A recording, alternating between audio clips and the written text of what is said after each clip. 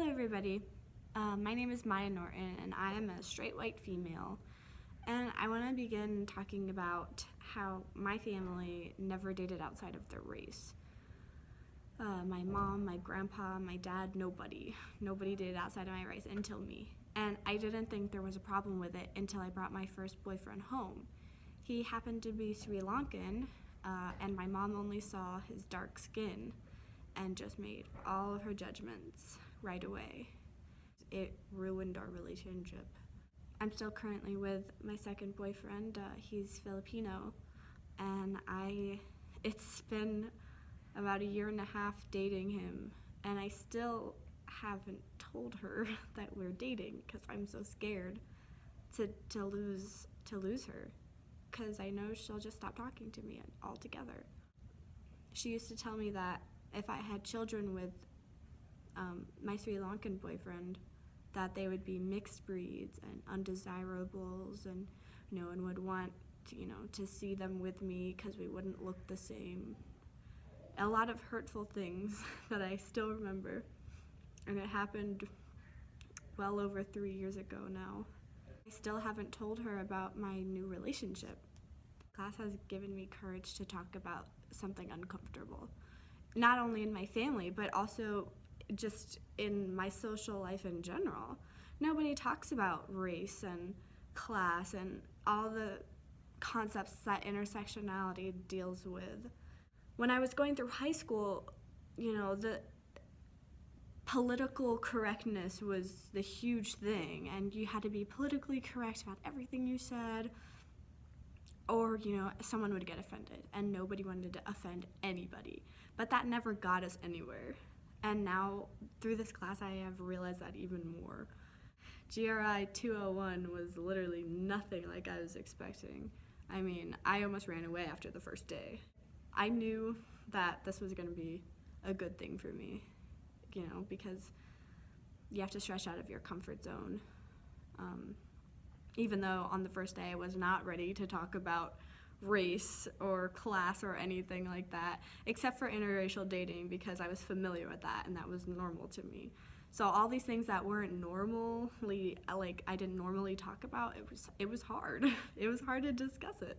I learned a lot through this class about other people and their cultures that I would never have known from any American textbook written by a white person, obviously.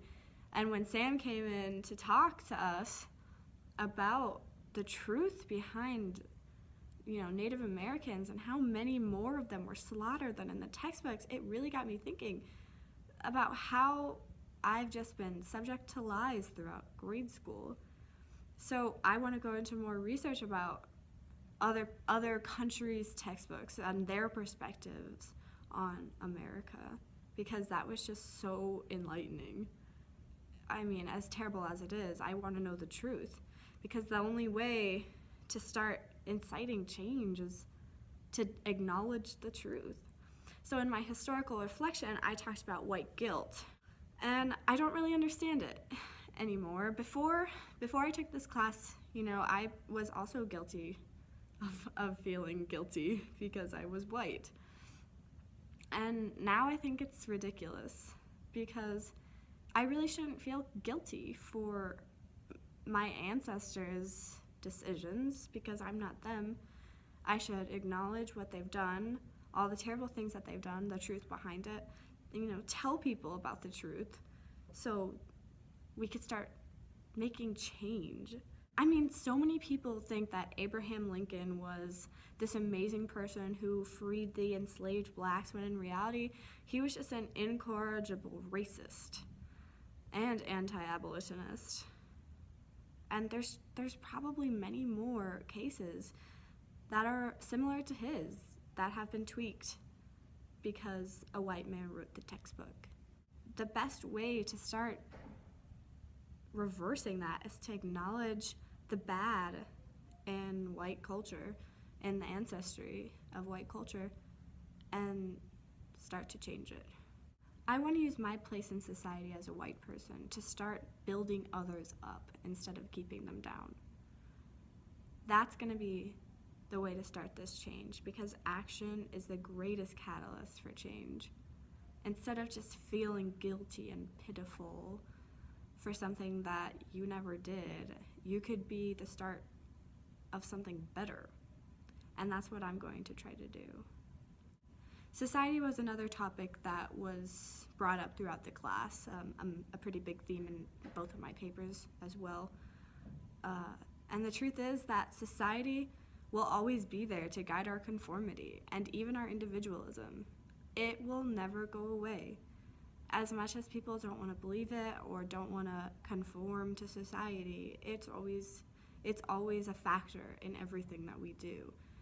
So instead of fighting society, we can go through it. We can use society and manipulate it to our advantage. So, through class status or racial status or gender status or whatever it may be, we can build others up. With that, I just want to thank Jody and the rest of the class for all of your opinions and perspectives on things that I would have never gotten to know about. I'm starting to build a stronger, positive identity myself as a straight white woman, and I hope you all do as well. And I wish you the best of luck.